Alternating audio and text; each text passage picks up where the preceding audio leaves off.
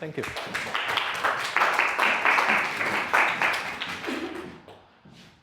This will be an experiment tonight, although I can promise you less painful than German classes.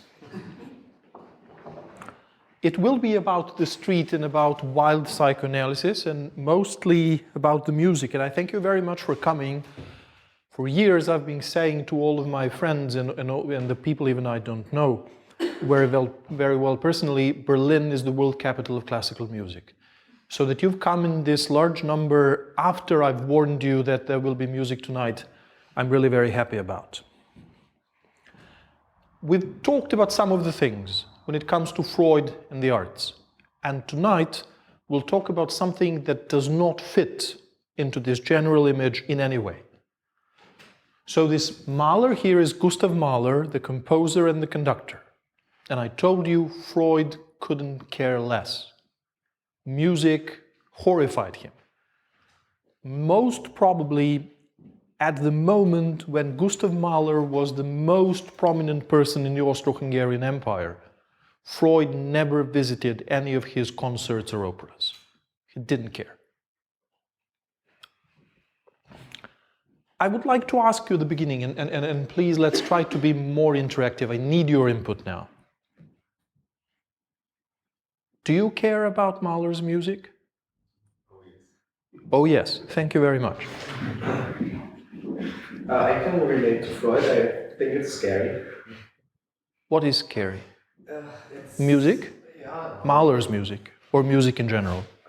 I think music in general is scary. Is scary, okay. It's sort of not, it's sort of pre-verbal. Mm-hmm. Don't know, like you cannot control it. A slippery slope. Sorry? A slippery slope. Yes. Mm. Yeah, it's scary, but it's very moving. But I can relate to Freud. This classical music, I would like to enjoy it, but I am scared. Mm-hmm. Thank you. Thank you. Mahler? Ever heard the concert of his music? Ever cared about it? I read a citation from a letter that he sent to a friend, and it was about space and time and how his motivation to make music is about that. And afterwards I started listening to some of it, Mm-hmm. and I really liked it, but I wouldn't say I continue listening to it a lot. Okay. How about symphonic music in general? Anyone? Symphonic music in general. You care about it or not? Thank you. Yeah. So Mahler, just as an introduction, Mahler was born 1860 and he started composing near the end of the 19th century. So as a way of introduction, what did the music look like by the end of the 19th century? Imagine we have a time machine and then we return to 1880 and we go to a concert hall somewhere in Berlin. What is it that we would hear? What kind of music? Church music? Church music? Other than that? Not by that time, not predominantly. I mean, Schumann and Schubert were the big ones at the time, I guess. Mendelssohn, maybe it was later, I'm not sure. Yeah. At 1880, all three of them would have been long dead. Schubert died around 1831, Mendelssohn 1848. Did you say Chopin? No. Schubert. And Schumann I think died around 1855. But the idea is good. Romanticism. There was, I've already told you that, there was this gigantic figure of Beethoven. And his shadow eclipsed everything. For decades we couldn't see beyond Beethoven. And then Romanticism came, and then Wagner came, and so on. Basically, what people expected to hear was harmony. Constant, regular rhythms and harmonic progression of the melody. If there would be any dissonance, they would tell you this is a mistake, correct it. The best way to think about it, not to look for it now, think of any Tchaikovsky ballet. Can you remember any of the motives. For instance, or Swan Lake or whatever, they just flow. And everything is harmonic. That's the scene, very briefly, that's the scene at the moment when Gustav Mahler wants to become a composer. So I will try to show you several things tonight. How and why Freud and Mahler met. Why Freud believed he had analyzed Mahler, whether there were any benefits from this analysis, this wild analysis, in the street, and then who was Mahler and what Freud could have learned from him had he been open to listening to music. I have prepared several examples. Several times for a couple of minutes, I will try to show you some examples that make Mahler an important composer. And then if they are too noisy or distressing or whatever, just let me know. Okay? Good. Final question before we start. Who are the people who have made the 20th century? Who are the people who have brought this huge change so that 20th century and 19th century are not equal in any way?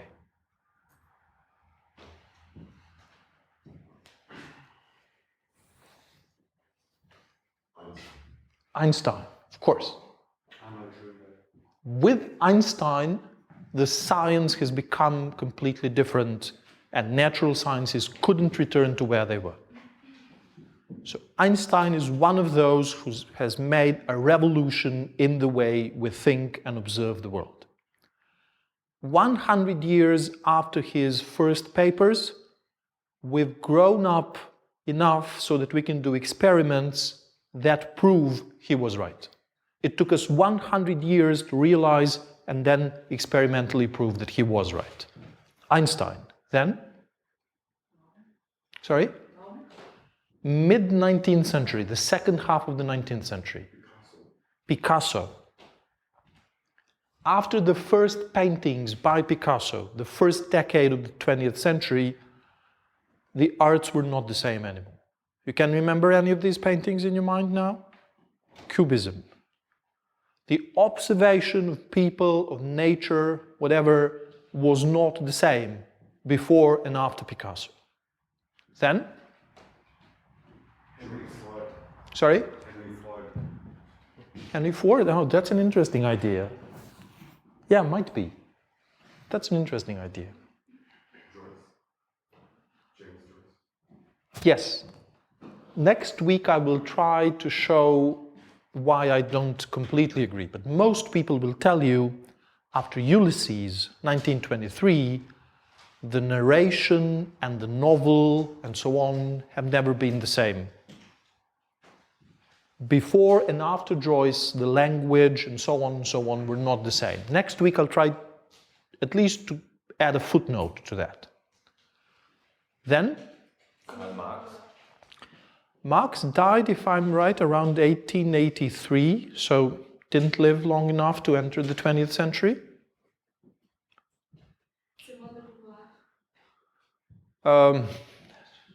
That's the beginning of the second half of the 20th century. So 20th century was at full blow until then, but extremely important figure, no doubt, I agree completely. Arnold Schoenberg introduced atonal music. Yeah. So out of 5 guys who have changed the world so profoundly, 2 are in this title.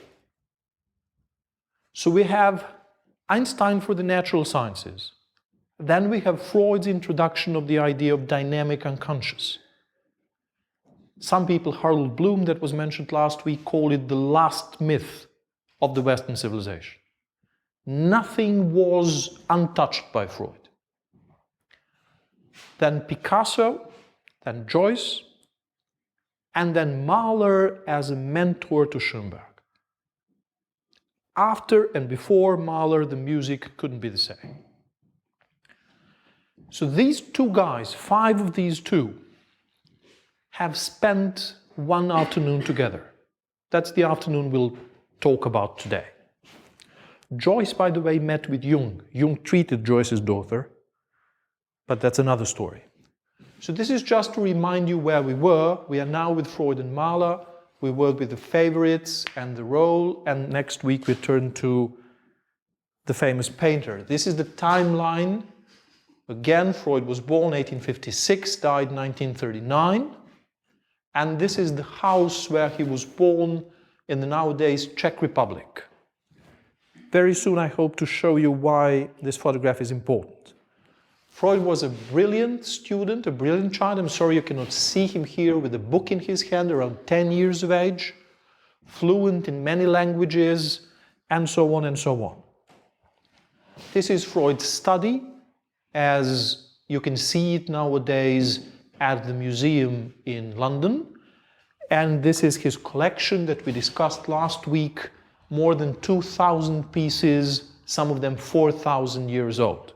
So Freud surrounded himself with dead objects, so to say, with historically, archaeologically, extremely important stuff, but was completely disinterested in his contemporaries and in the arts that are a slippery slope, that are direct and that can lead your emotions to an unpredicted places. This is a quote from Freud's letter where Shakespeare and his characters are mentioned everywhere. So that's Freud's world. Dead poets and sculpture. Freud and Mahler were both born in nowadays Czech Republic, very near to one place to the other. They were both Jewish and fiercely secular. And in 1896, Mahler converted to Catholicism. But in their origin, in their childhood, they were very similar.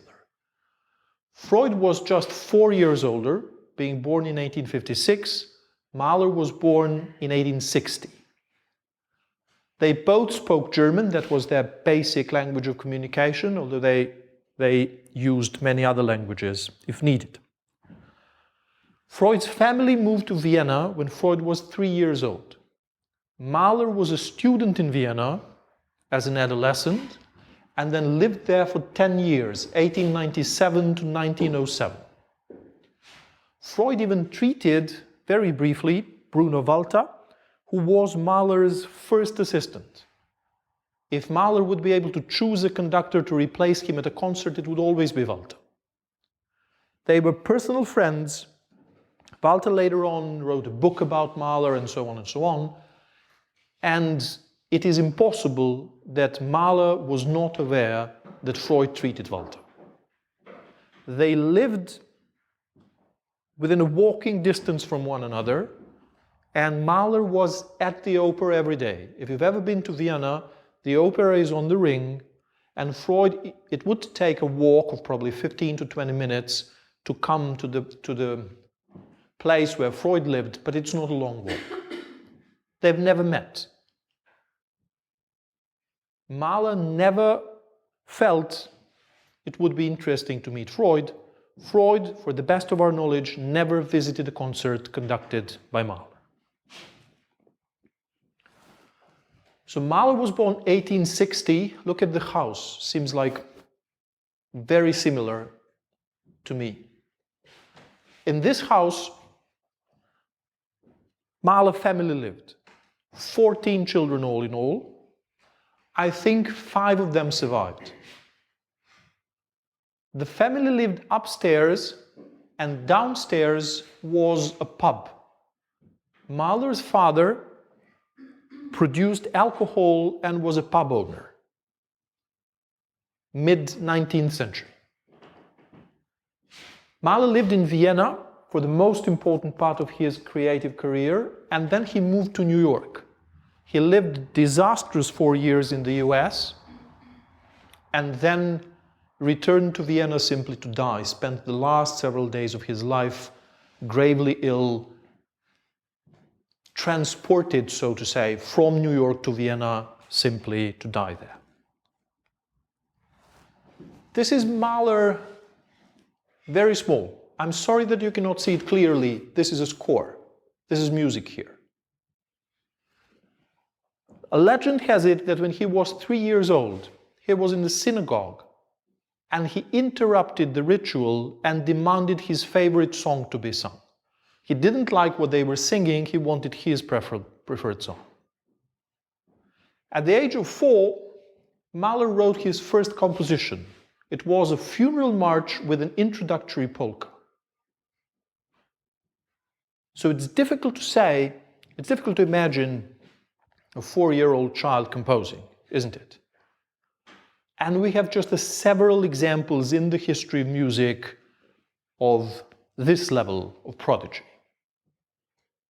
Mahler even is not the first bench. The first bench is Mozart, Mendelssohn, Schoenberg, Shostakovich. Mahler is not even as talented as they are.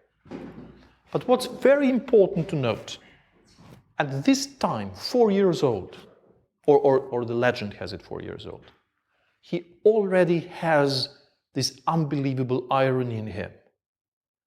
There is a funeral march, but it starts as a polka. Who would think of that? What kind of a mind should a 4-year-old have to combine these two completely different forms? Mahler's mother, whose name is Marie, has a lame leg. She is called a duchess by the people in the small town where she lives, which is in a way derogatory. Her parents decide she should marry a man 10 years her senior, whom she doesn't even know personally. Bernhard Mahler turns out to be very abusive, domineering, used to beat her up, used to come home drunk. So Mahler grows up adoring his mother and in an ambivalent, afraid and aggressive relationship toward his father. Doesn't sound very good. What is even more important is a sequence of deaths in the family. So Mahler as a child witnesses several deaths of his siblings. I think one older than him and several younger than he was. And much later, when he was already a well-known conductor, one of his brothers commits suicide. So from the early childhood, you can see why the funeral march might be an important motive for his music. Yes? Any evidence of how his siblings died? Like, was it the abusive father or just a sickness? That was a very simple disease called the 19th century.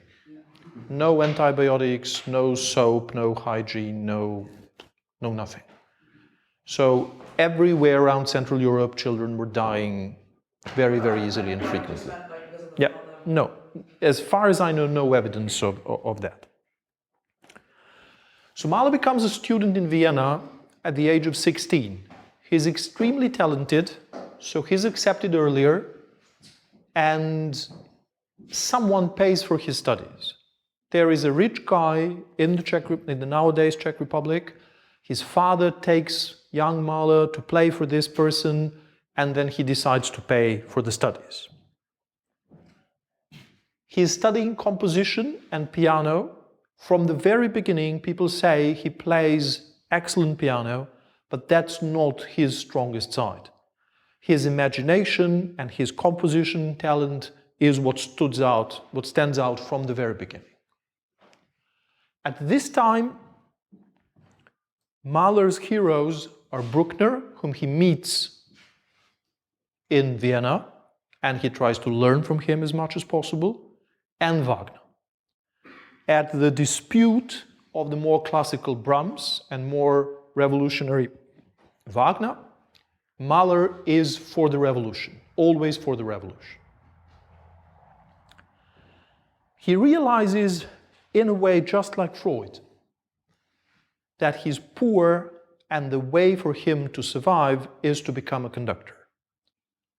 He cannot simply live his life like Mendelssohn, for instance, whose parents were rich. In composing, he has to take care of the income, so he becomes a conductor. As a conductor, Mahler travels everywhere.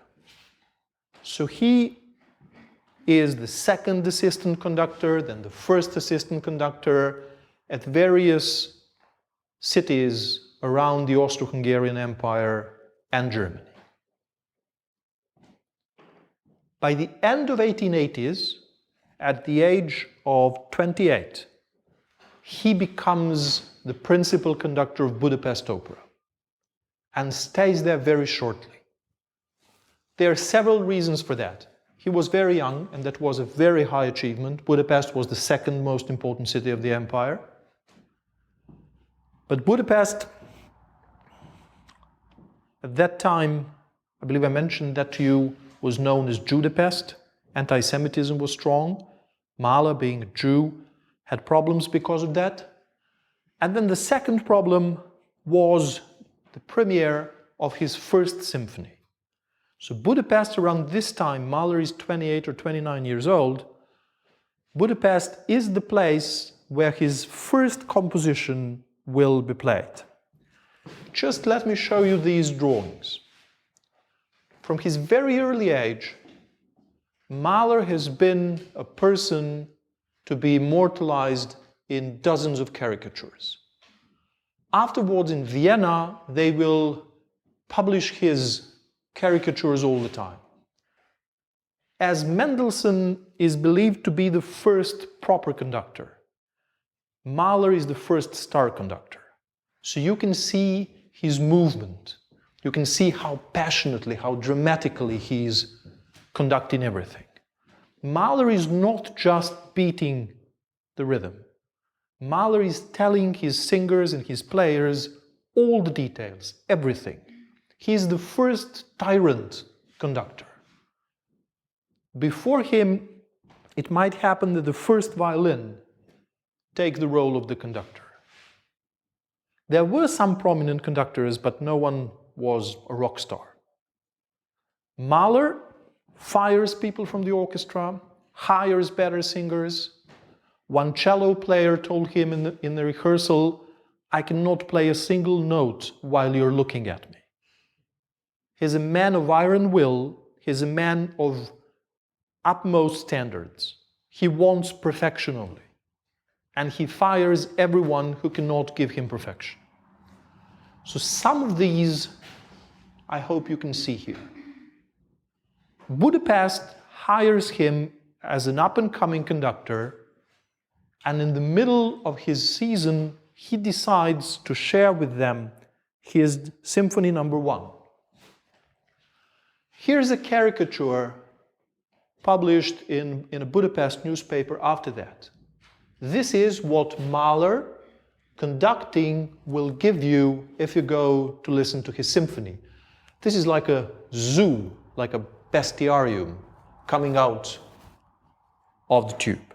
So, one thing that I will try to share with you is the beginning of the third movement of the Symphony No. 1. A very famous and controversial place.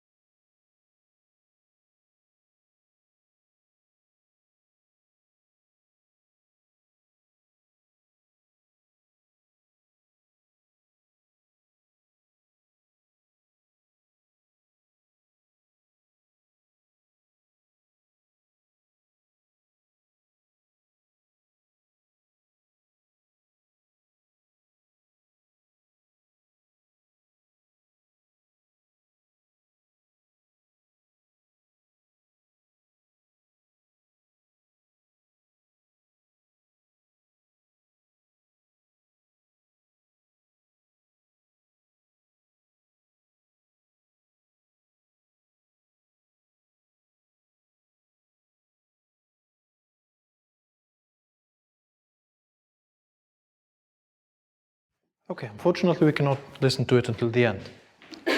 Mahler symphonies, among other things, were notorious for their length. Sometimes one act of a Mahler symphony would be longer than a whole Beethoven symphony. In Budapest, at the premiere, they hated it so much, and especially the third movement. Mahler had to change indications, so the third movement ends attacca. It means without a pause. It's like glued to the fourth movement.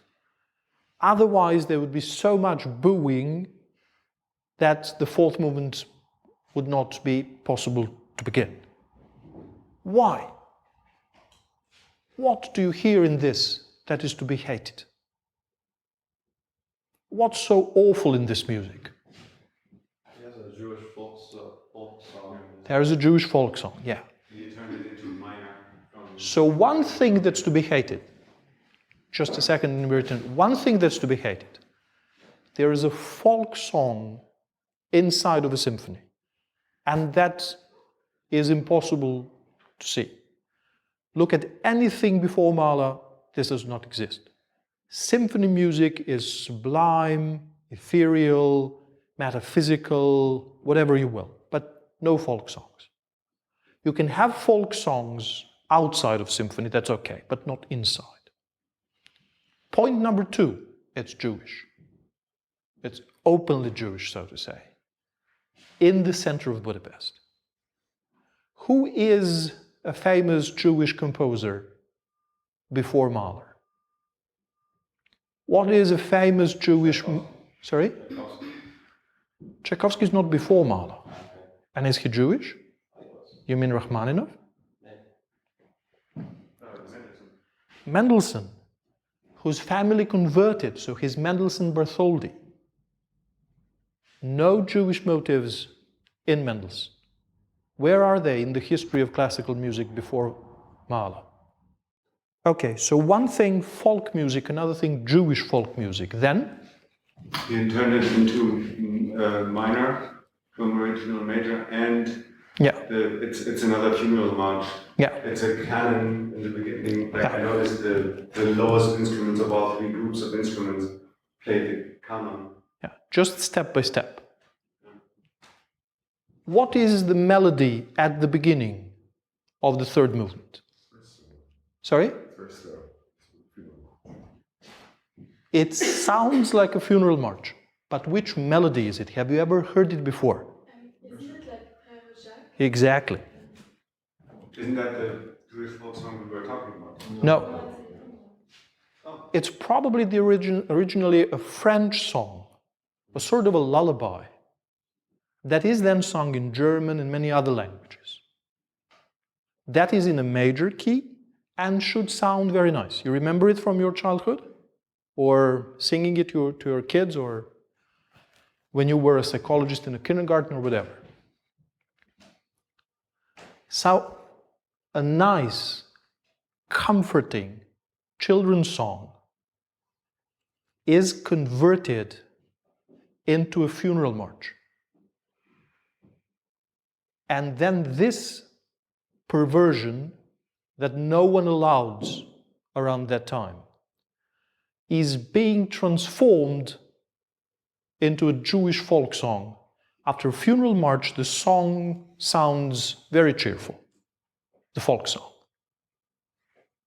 They hated it unbelievably, probably beyond description.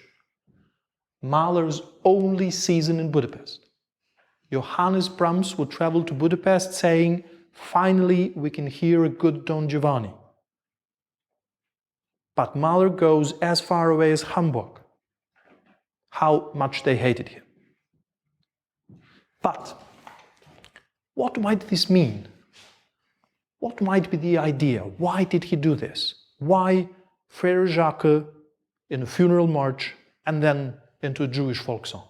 One thing is I believe this folk song is actually it's a wedding song, Jewish folk song. Yeah. And so he's obviously putting together death with Yeah. marriage. Why? Childhood. Why? So Freud could analyze it. Sorry? So Freud could analyze it. Yeah. That's what I'm talking about. That's a very nice idea, although there is just one problem with it. Freud had no idea about this music. He's never heard the first symphony. He's never had any idea what was in it and why and who liked it and who hated it. So try to think again about this. There is a mother who is trying to take care of her kids, hopefully to sing to them sometimes. Nevertheless, the kids are dying. And he must have felt horrible for these kids dying. Psychoanalysts might tell you because he was sad, because he was rivalizing, because he unconsciously believed he had killed them and so on and so on. But he must have felt bad. What is going on at the same time? Just downstairs, there is a pub. People are singing. His brothers and sisters are dying upstairs. Other people, having no idea about that, are drinking and singing and celebrating their marriages downstairs. So that's at least one plausible hypothesis. There is autobiographical material even in music. My sadness and comfort and other people's complete neglect of the situation go all together. Does it sound plausible to you? Question. Before Yeah. this, did people not sort of narrativize their... Sorry? Before this, did people not narrativize their lives and their music? Was it purely... I wouldn't say so. In the world of Romanticism, of course, there were narratives, and there must have been autobiographies. This world is before psychoanalysis, so there was no chance for us to work on it directly. We're coming to it, hopefully in several minutes' time, toward the meeting between Freud and Mahler, and then what they will do with the music. So now, this time, another version, Tenstedt. Hopefully it'll show you how different conductors may make the same composition quite different.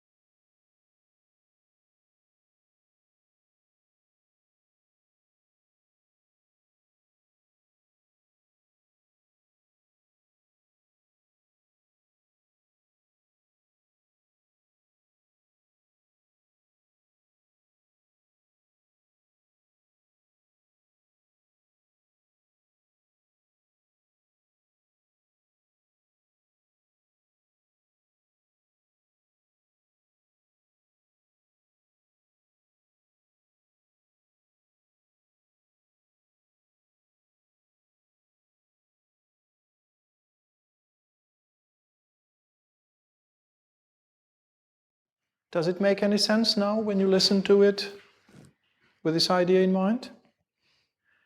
Is it different about it to Tenstedt? Which difference do you notice? It's faster.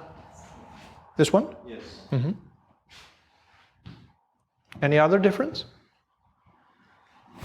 There's a pretty long pause, I forget where exactly it was.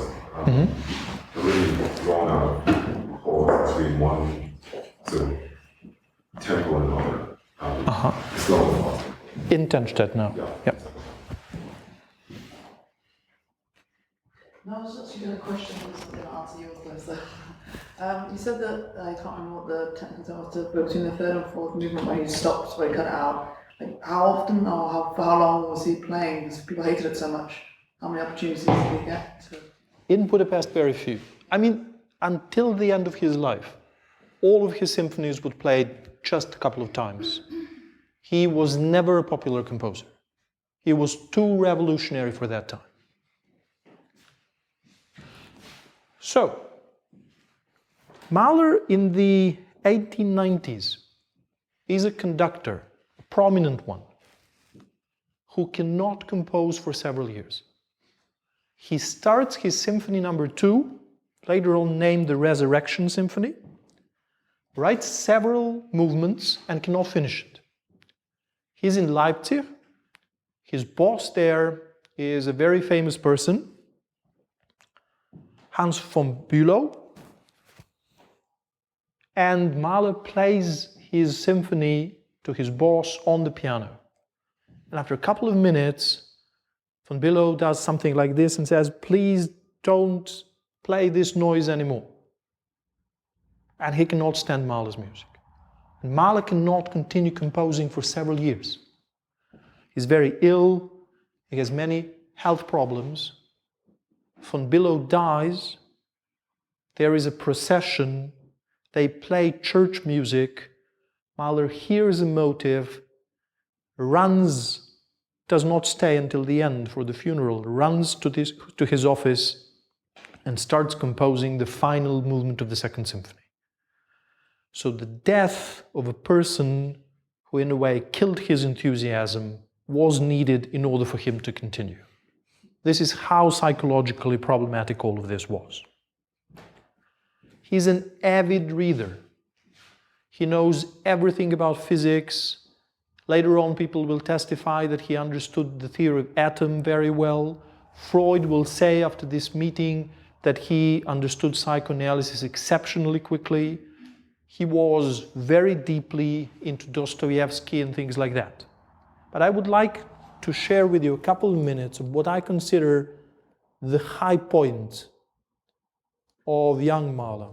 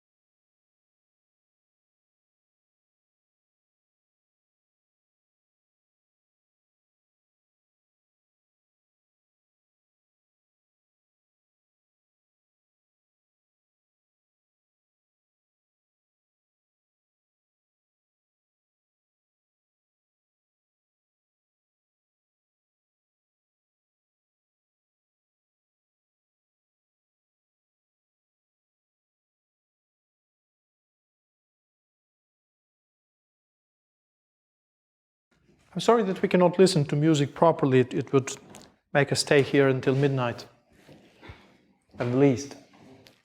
By this time, Mahler has developed a conviction that his symphonies must contain all. Everything you see in the world must be in his symphonies. So symphonies are regularly with singing, and song cycles are not just singing, they're very elaborate, very complicated orchestral scores. When his friends visit him at the Alps, he tells them, you don't have to look around, I've already described them in my symphonies. This, what you've just heard, is Nietzsche's Zarathustra. So all the philosophy, all the science, all the nature, all the Jewish wedding folk songs, everything has to be inside his symphonies. That's one of the reasons why they may last 70 or 80 minutes or even longer. In 1897, Mahler decides to convert to Catholicism in Vienna, in the Karlskirche, and he becomes the chief conductor, the artistic director of the court opera in Vienna. In the Austro-Hungarian Empire, no artist can hope for a more prominent position than that. Some people believe that in the years he spent in Vienna, he had become more famous than the emperor himself. His concerts, his compositions, his behavior, the caricatures, and so on, made him very important. This is a photograph exactly from the opera, and Mahler transformed it completely. The level of playing and singing became incomparably better, witnesses testify, and Mahler introduced some of the things you might recognize today. That you must not eat during the performance. That if you come late, they will not let you in, you will have to wait for the first break, and then you can come in. And so on and so on. He will stay in Vienna for 10 years, during which there was always ambivalence. Everyone would say, the quality of the music is incomparably better, the dictatorship is unbearable. So 10 years after that, he had to leave. In Vienna, he met his future wife. Her name was Alma Schindler. His father was a painter. His paintings you can see in some of the museums in Germany and Austria. And she was famously the most beautiful girl in Vienna. The first man who kissed her was Gustav Klimt. After Mahler, she would marry Walter Gropius. She was in love with Oskar Kokoschka, and finally she would marry Franz Werfel before he won the Nobel Prize for Literature. When the two of them met, Mahler wrote her a love letter, and he sent it to her. And here's Mahler's love letter to Alma.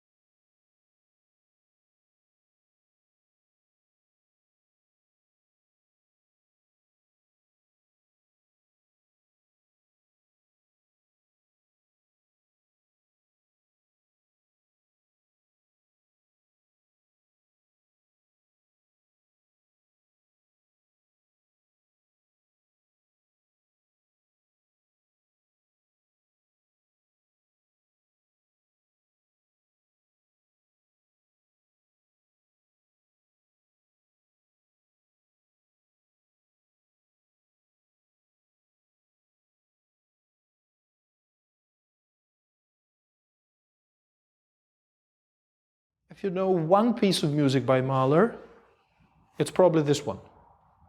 The fourth movement of the Fifth Symphony, which made Mahler famous almost 60 years after his death. So, ladies, if you would receive a letter like this, what would be your reply? Mahler is around 20 years older than Alma.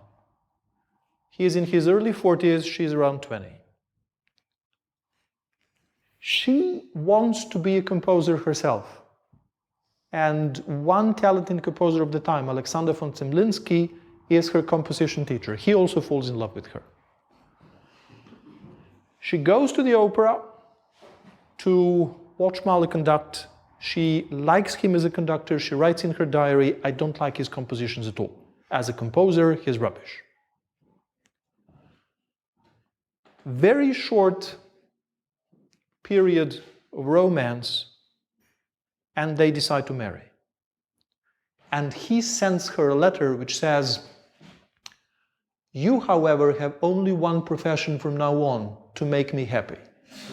You must give yourself to me unconditionally, shape your future life in every detail, entirely in accordance with my needs and desire nothing in return save my love. Sorry? It did work out. She was in doubt, talked to her mother. Her mother told her, you're crazy, you must not marry a guy like that. And she gave up and did marry him. So basically the message is, I'm the composer in the family. Two composers in one marriage, that's impossible. Give it up, forget about it. So she decides to forget about it.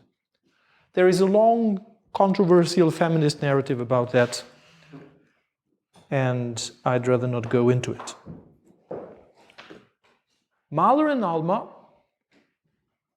become a very prominent and important couple. Alma's father-in-law, Karl Moll, is one of the most important members of the secession movement. If you go to Vienna, to the secession building and then downstairs into the basement, you can see this magnificent Gustav Klimt Beethoven frieze. It's 42 meters long, around 3 walls of a huge basement. Sorry, what's secession? Secession is an artistic movement in Austria at that time, similar to what would be called Jugendstil and Art Deco. And secession means we must secede from the arts of our parents. So something that Freud will describe in other terms. Our generation must have its own arts. So Klimt and later on Egon Schiele will produce artworks that professors at universities would not accept at all. And near to the opera in Vienna, on the ring, is the secession building. That was the center of their work. So the building was opened in 1902, a year very important for them at that time, because it marked 75 years of Beethoven's death. So Mahler reorchestrated the Ninth Symphony for the string orchestra, or a smaller orchestra, so that they could come to the building. And this is the Beethoven frieze, one small section of it. Can you see it properly? So this is humanity. They're skinny and poor on their knees praying to the knight who is in the golden armor with a laurel wreath here, and he will beat the enemies of the humanity that you can see later on. It all ends up with the choir from the Ninth Symphony.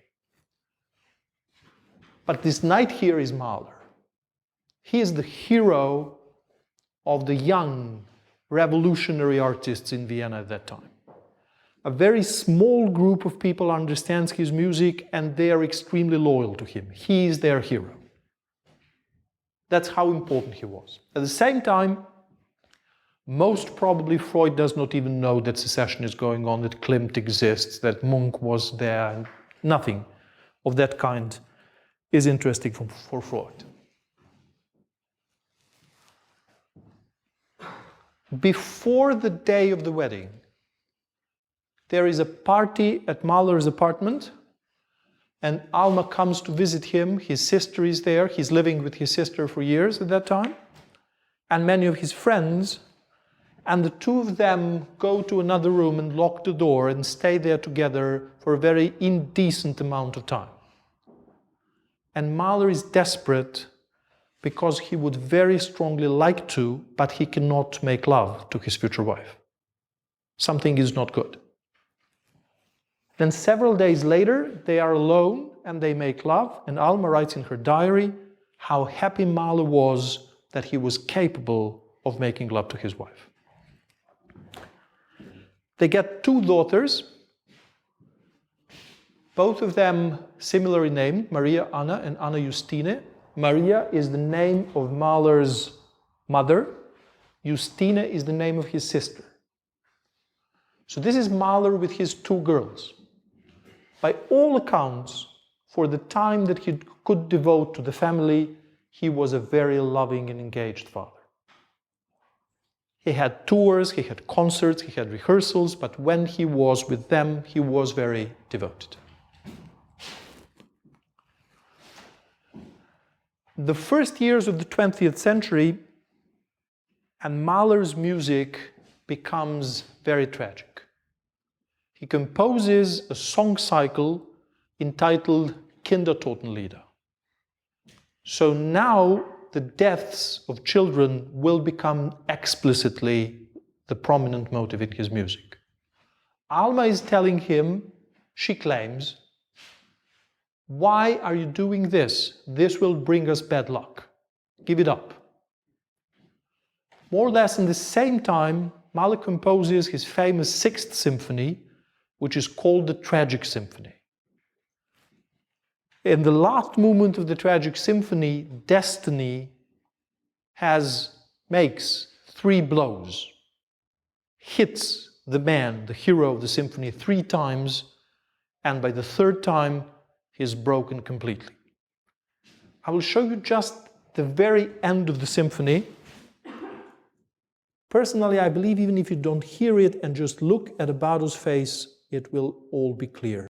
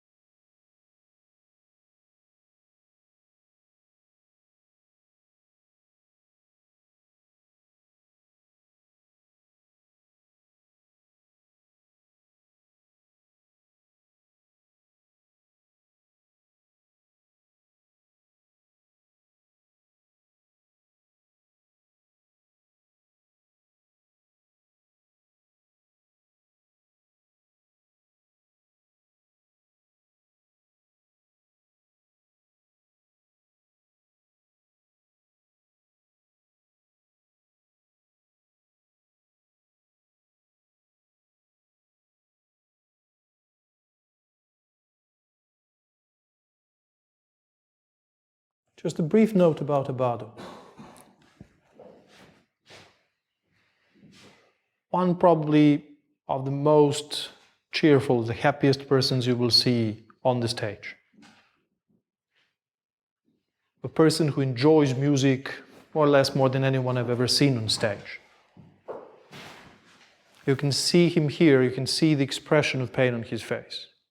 And Abbado concerts were the only ones I'm aware of where after the concert no one can breathe or clap or talk or anything. There is a silence of 30 seconds or a minute when everything is still and you have no idea what is the next thing that comes.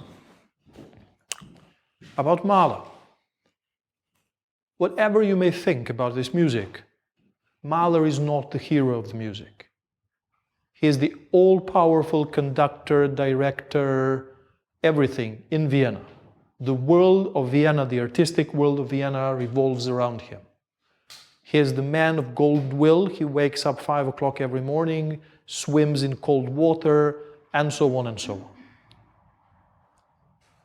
Then, oh yes, this is the reaction to Symphony number 6. I don't know how this would be called in English, but the caricature says, oh, I forgot about this one, so now I have to write another symphony. It's because of the hammer and all the unusual instruments in the Symphony number 6. You can see here an alien trying to figure out how to make a selfie. For 3 semesters in a row, I was teaching in Klagenfurt, a small place in southern Austria. And no one ever mentioned this to me. This is 2 kilometers from the university in Klagenfurt. It says Gustav Mahler Composing House.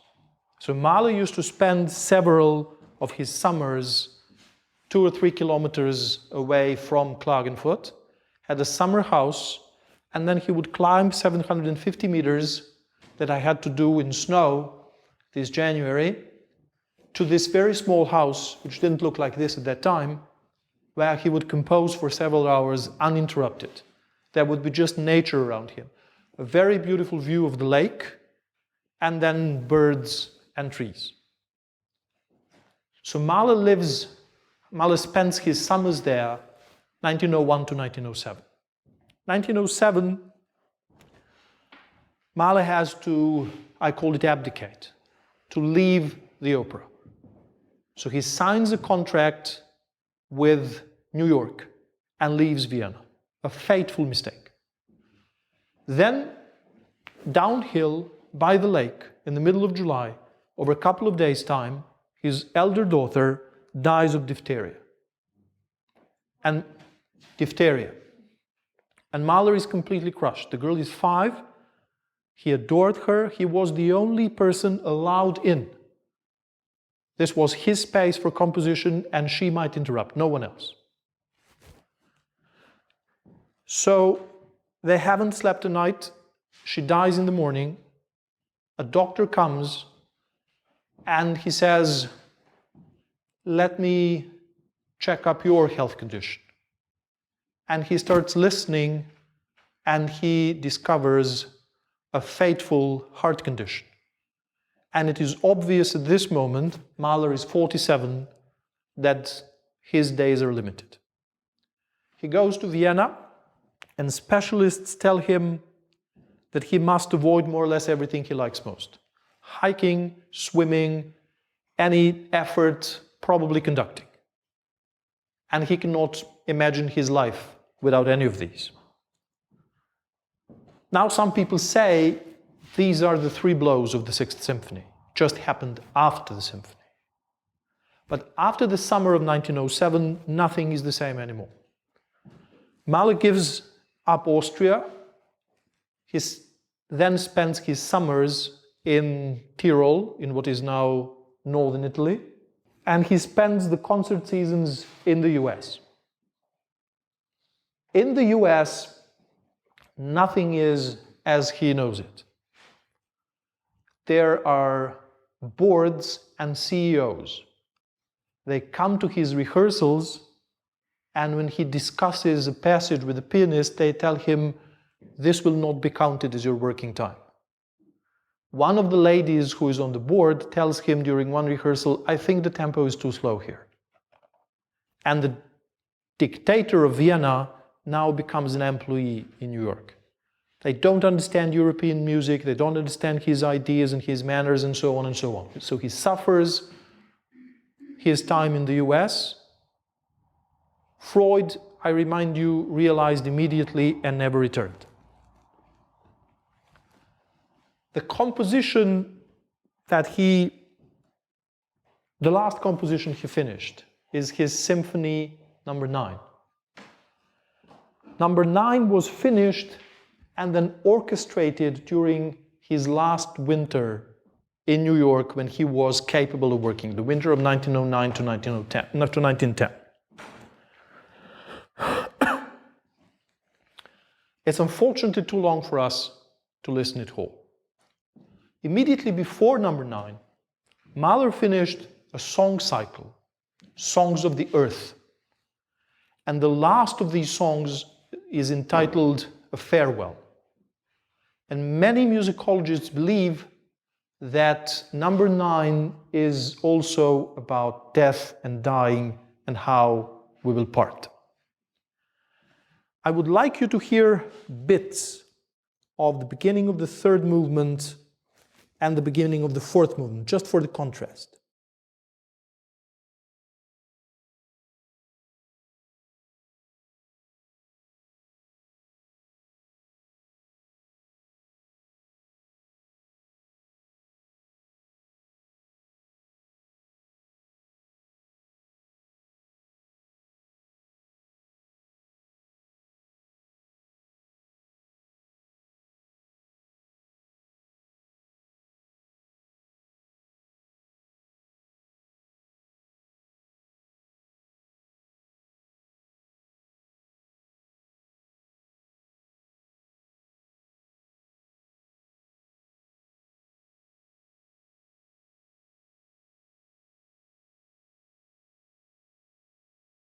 What kind of music is this? How do you feel when you hear this? Anxious. Anxious, exactly. And? Sorry? Chaotic. What did you want to say? I think it was because it's about farewell and dying. This one? Yeah, sounds much happier than my Ah, imagination. yes. This is not exactly about farewell and dying. But how does it sound? Turbulent? Yeah. It seems like something is going on in this music that we will not be able to contain. It will explode. It will go exorbitant. It is impossible to control it. It's unimaginable in Beethoven or even in Brahms. This music, there are too many voices. They're not really in harmony with one another.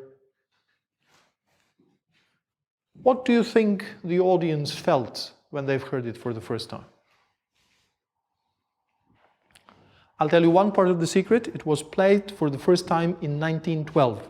Mahler has never heard it. He's finished it, but he has never heard it. It was played roughly a year after he died, conducted by Walter. How did the audience feel?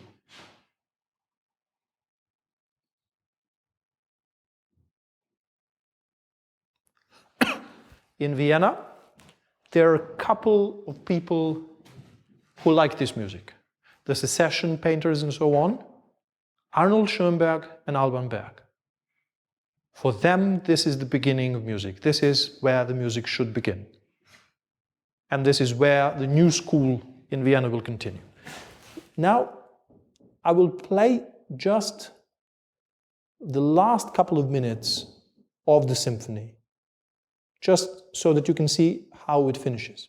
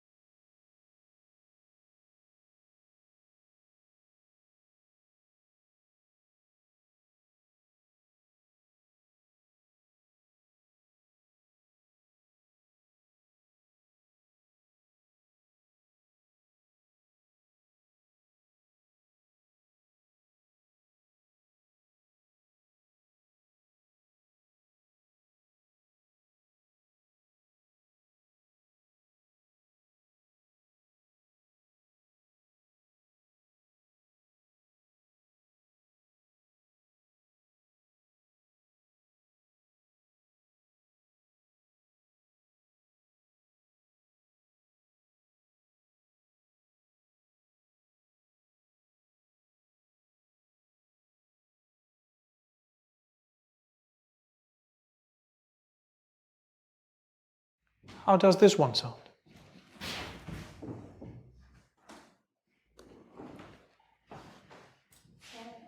Sad. Sad and relief.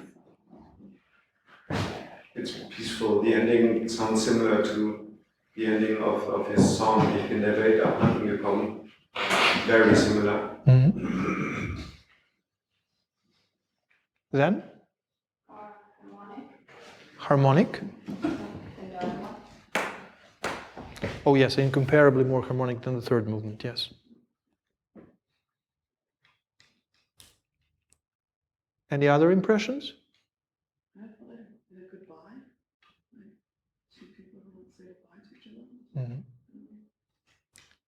Did you notice the sound, the tone in the strings not moving anywhere, just dying off in a way? So if you ever discover a passion for things like this, you will see this in many of the Shostakovich string quartets. When he was obsessed with death, when he was fearing death, all the quartets end with this. There's just a sound that dies off. So that's what Mahler was doing the winter and the spring of 1910. The season over, he returns to Europe and he goes to northern Italy, to a house similar to the one I showed you, to compose the Symphony No. 10. So I've managed at the time when we were supposed to finish to come to the beginning of my story. His wife is depressed, probably alcoholic, suffering from other sorts of problems, and she goes to a spa somewhere in Austria. And there she meets Walter Gropius. Gropius at that time is young. Alma is 32. I think he's roughly 10 years younger. Very soon in the spa they become lovers. She exchanges letters with Mahler. During the summer, Mahler somehow realizes she's depressed, but he is very deeply into his composition. And also the premiere of the Symphony No. 8 should happen in Munich, so he doesn't have time to really devote to her. She returns to Italy. Gropius comes following her to the same place in Italy and sends her a love letter. On the envelope it says, Herr Gustav Mahler. Mahler receives mail for that day, opens letters one by one, opens a letter from an unknown Herr Gropius, and finds passionate love expression toward his wife. He summons her, he asks, what's this? And she tells him the truth. There's been years you didn't pay any attention to me, and so on and so on. Mahler goes out and finds Gropius at a very ridiculous place. It comes to my mind under the bridge now, but it's either that or something equally ridiculous. They come home and he tells Alma that it's up to her to decide. She should choose. And she decides to stay in the marriage. All of a sudden, the man of iron will, dissolves. And this is one of the things Alma writes about that summer. He could not tolerate separation without experiencing intense anxiety. The doors of their adjacent rooms had to be open at night so that he could hear her breathing. He attempted to continue working at times. When Alma would come to fetch him for meals, she would find him on the floor weeping.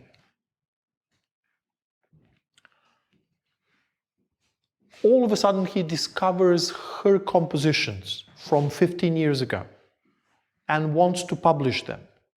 And Symphony No. 8 is all of a sudden dedicated to her. He starts giving her money so that she can buy luxurious things. By then, they were living very ascetically, and everything was just about his compositions. He doesn't know it, but she keeps corresponding with Gropius, and her mother is helping the young couple meet. So in fact, at that point, Gropius is still her lover, just Mahler doesn't know it. In the middle of all that, someone says, you need help. And they tell him, Freud can help you. So Mahler sends a telegram, and Freud says, okay, I will see you.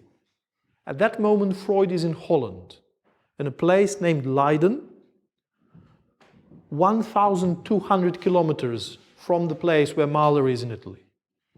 I've checked a couple of days ago, by train, it would take you 14 hours to get there nowadays. It took Mahler 24 hours. So they never met in Vienna, where they were walking distance one from the other, but Mahler traveled 24 hours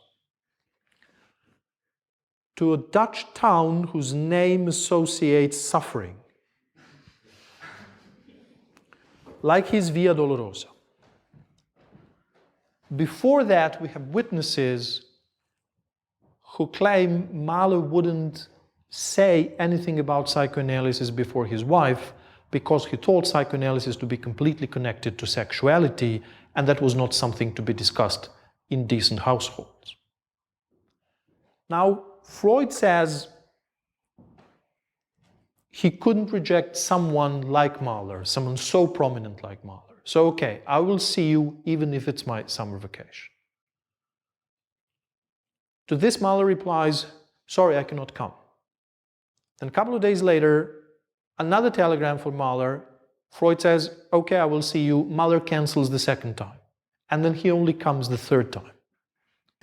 The fateful meeting took place on August the 26th, 1910. This is, to the best of our historical reconstruction, the first meeting Freud had with an artistic genius.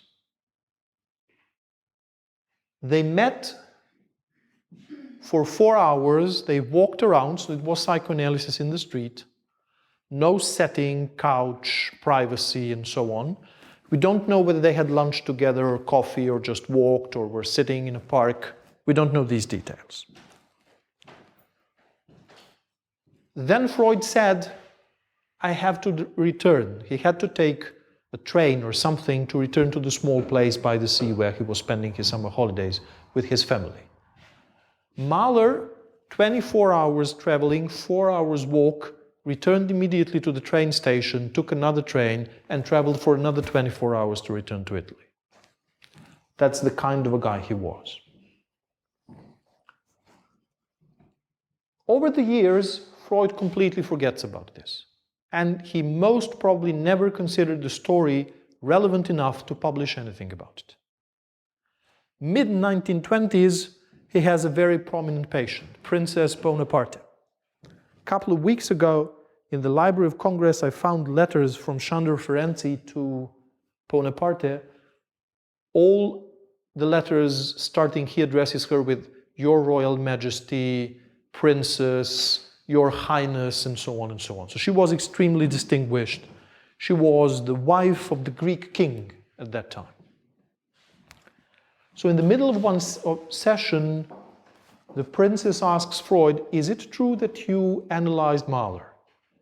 And Freud, believe it or not, starts a gossip in the middle of the session about another patient from 15 years ago.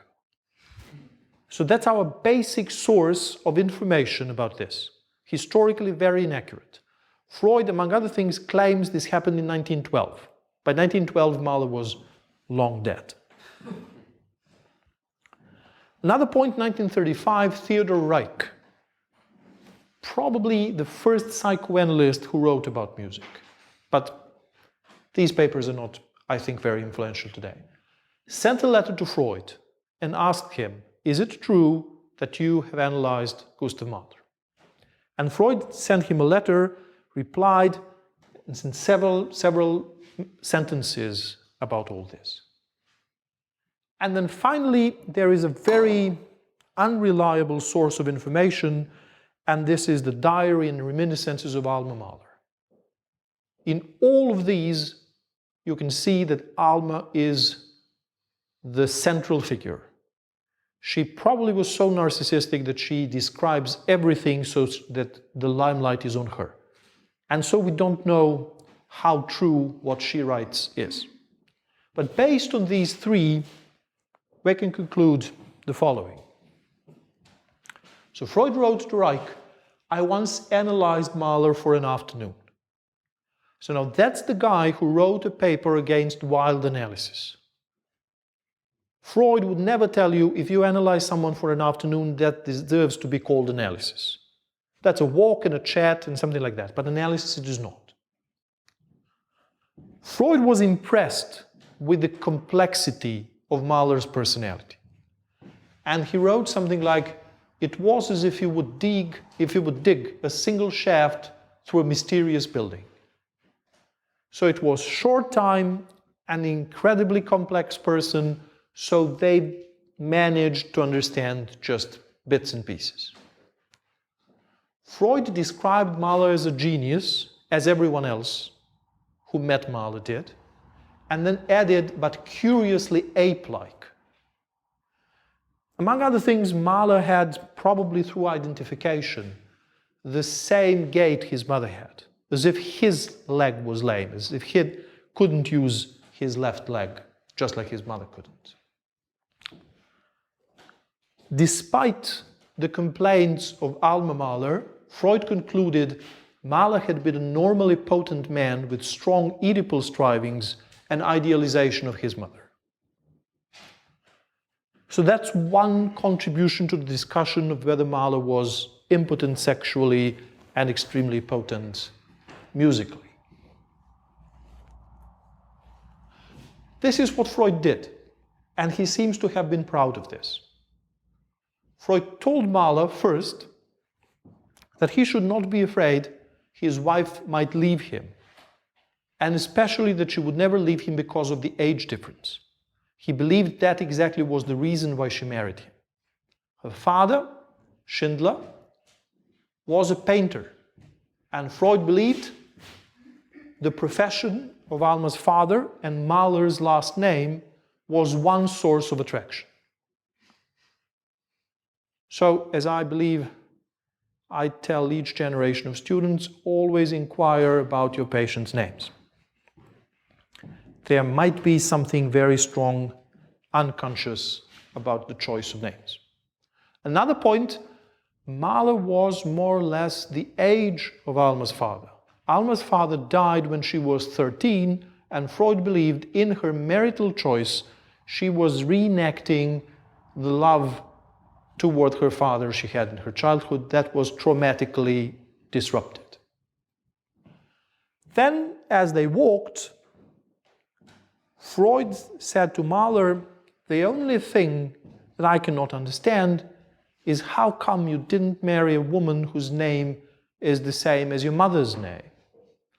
To which Mahler allegedly exclaimed that he couldn't believe how intelligent Freud was, because this is the name of Mahler's mother, and this is the name of Mahler's wife. Everyone called her Alma, but her second name was Maria. So Freud believed, I don't think he would say it in these words, but Freud believed this was a neurotic marital choice. She was looking for her father, and he turned her into his mother. As he remembered her mother's suffering, he turned his wife into a sufferer. And then Freud says, if I may believe reports, I achieved much with him at that time. Which is a very unusual sentence, because it's absolutely impossible to imagine who might be the sources of these reports, because Freud had no contacts in the musical world. And this was, as I told you, August 26th. Mahler died mid-May next year. So what kind of achievement Freud might be talking about is very difficult to understand. This is the most important part of the story. So Freud says, Suddenly Mahler cried out, "Now I understand something about my music. I have often been criticized for crude changes from the noblest melody to one that is bent." And he told me the following story, says Freud. One day, while sitting in his room, he heard his father in the next room engaged in a violent scene with his mother. He eavesdropped by the door until he could bear it no longer, and then ran out into the street. There was a barrel organ playing a well-known tune, Ach du lieber Augustin, Augustin, an old Viennese melody. The boy Mahler heard this, and for the rest of his life, he reproduced in his music the strange contrast of a common hurdy-gurdy tune alongside one reminiscent of the violence of his father.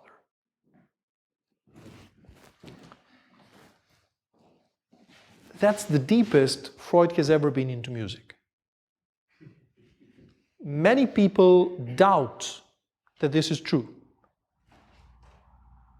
If I have contributed a tiniest piece to this debate, it was to remind this famous musicologist, if Freud hadn't heard this from Mahler, how would he know this? He had no idea about the nature of Mahler's music and what was combined with what. There would be no other possible source of this information for Freud but Mahler himself. So one thing is, you can apply this to Mahler music. And I've tried to show you this in the third movement of the First Symphony. There is something classical, there is something folk, there is something everyday, there is something sublime, which all the time interchange one another. But there is another thing one should pay attention to. For Freud, the arts are a very complicated form of autobiography. Whenever you're looking at a piece of art, what you will find there is the past, most frequently childhood memories of the artist. Then he may make a painting, he may compose a symphony or whatever, but the basis of arts is biography. If you want to understand a piece of art, you must know the biography. When Freud thinks about this, he doesn't care about styles, influences, harmony, counterpoint, whatever. He doesn't care. But biography and defense mechanisms. So the basic instrument of musicology, literary critics, whatever, is psychoanalysis.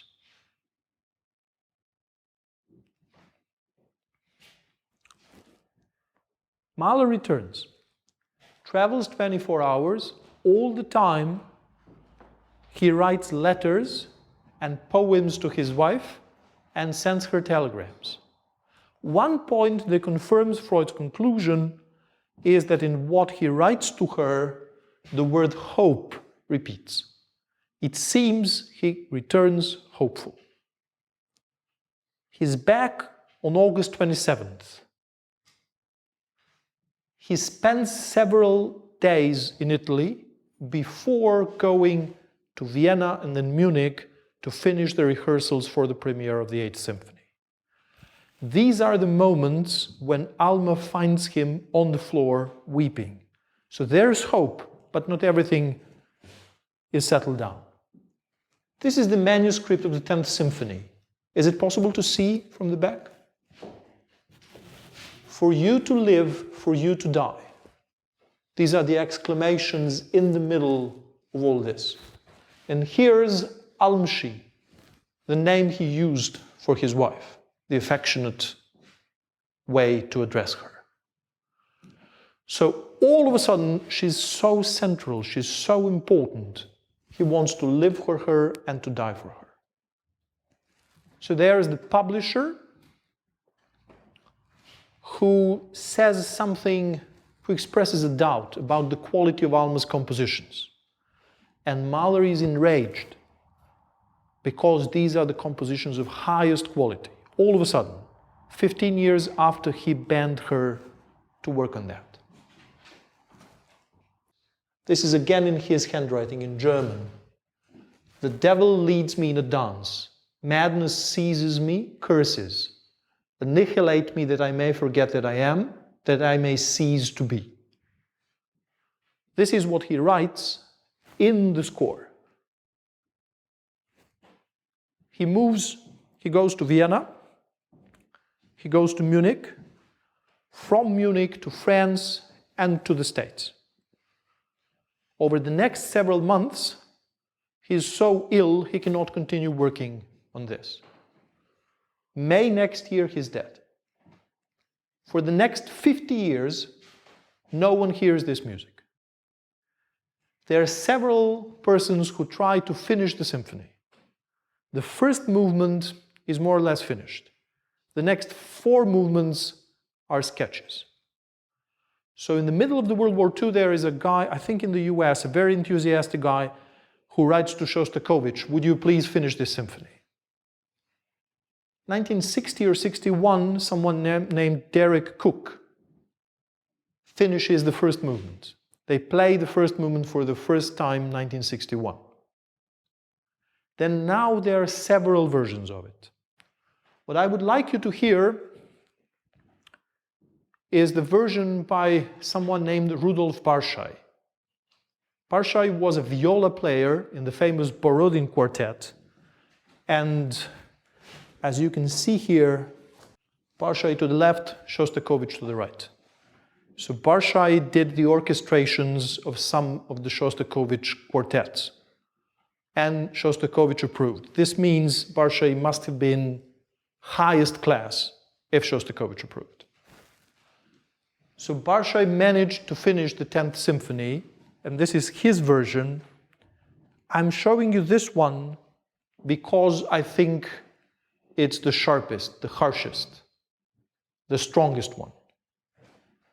So this will be like 2 minutes from the first movement of the 10th symphony that I believe will show you how Mahler felt and why he wrote in words what he wrote.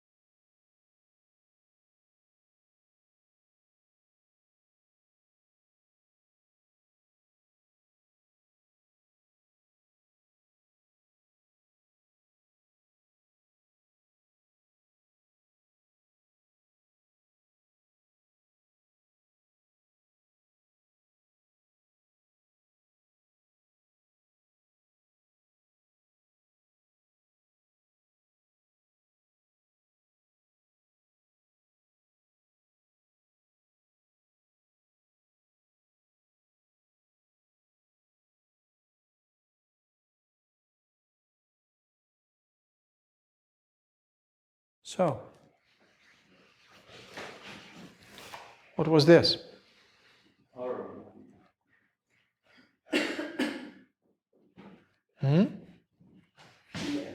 Fear? Other impressions? Rage, maybe, but I think you would do about. Rage? The characteristics become more scattered. It's like shorter periods of 1 one thing, almost like sampling, an early version of sampling. So the mood and the image change quicker than in the earlier. Other impressions? So to me, it sounds like hell, like it's some eternal pain from this world.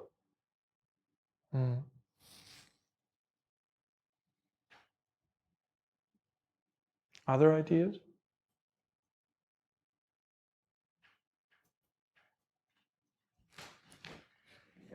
It's difficult to continue talking after this.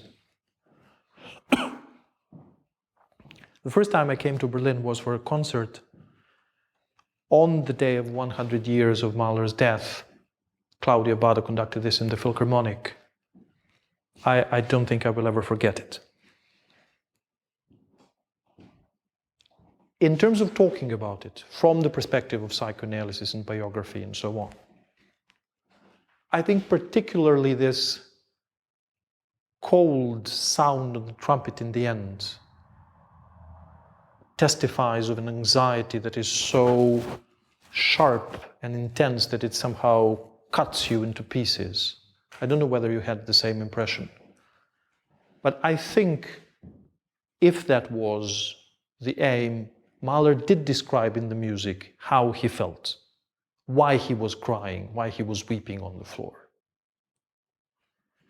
So now it's up to you to decide whether you want to hear this ever again in your life. I feel like with Kafka or with the short film about killing, if you see it once, it's very difficult to decide to do it the second time. Mahler travels to Munich. His first and only triumph in his life. They play his Symphony No. 8, called by some reporter at that time the Symphony of 1,000.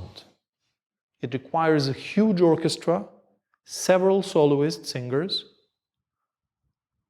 a huge choir, and a boys' choir. So there are hundreds of people on the stage.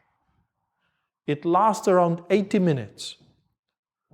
The very long second part is like a singing, like a stage singing of the second part of Goethe's Faust.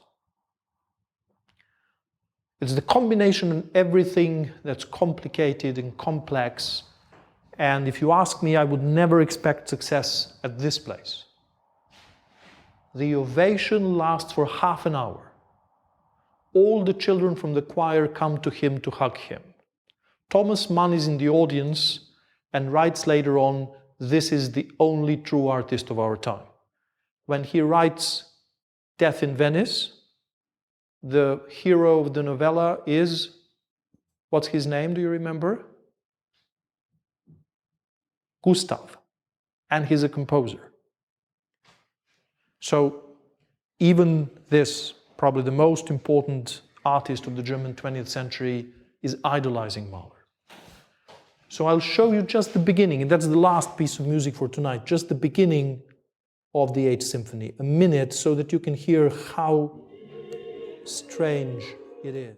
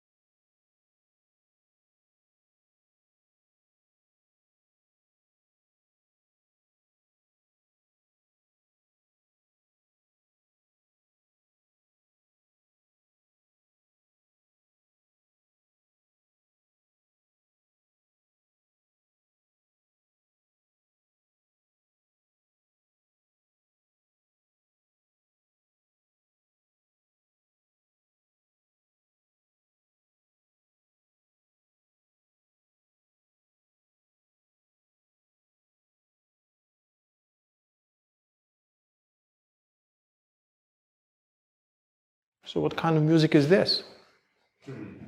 They sing in Latin. There is organ playing all the time. There are two choirs and a huge symphony orchestra playing a Catholic hymn about the spirit that's created everything. Then they finish that part and then they start singing Goethe Faust. That success would come here, I would never expect. Mahler is now emboldened and very enthusiastic about the success of his symphony. Finally, they may recognize him as a composer. At that time, Alma is in a hotel room with Gropius. She arranges for the two of them to travel to Paris on different trains so that she can be with Gropius on the train. They go to the US. Her mother is with them. Mahler is very weak. She corresponds with Gropius all the time. I love you, but I can't leave him now, he's so weak. In the middle of the winter, Mahler gets a sore throat. Turns out to be streptococcus infection. Nowadays, a simple injection of, I don't know, penicillin or something like that would cure it in several days. It's 1911, they don't have cure for that. So he consults several of the most important medical doctors on Manhattan, and they are sure there is no cure for that. So they embark on a ship, they travel to Paris, and in Paris the doctors tell him the same. Then on the train to Vienna, and by the time he arrives to Vienna, all the newspapers are announcing that Mahler is so ill that he will not live for long. So he comes to Vienna, or he's taken to Vienna, to live there for the last several days, and then dies on May 18th. Allegedly, his last word is Mozart, but in a diminutive form. I'm not sure you use it here in English. It's Austrian. Yeah, down south they're crazy about this L and Lee. I've noticed in Switzerland every word ends on Lee. So this is like Mozart in his, probably the right word is hallucinations. He's dying, his mind is somewhere half away, half present, and he's talking to Mozart very affectionately. For all the decades of his conducting, Mozart, Beethoven, and Wagner were the most important composers that he enjoyed conducting most and that he brought to perfection. This is the death mask, done not long after he died. A couple of years before, there have been portraits done by Rodin. You can see them in the museum in Paris. He claimed, people will recognize my music 50 years after I die. So he died a famous conductor, and there were a couple of people who would conduct his music then. Mengelberg. Mahler was a big thing in Amsterdam. And then Bruno Walter went to the America, escaped.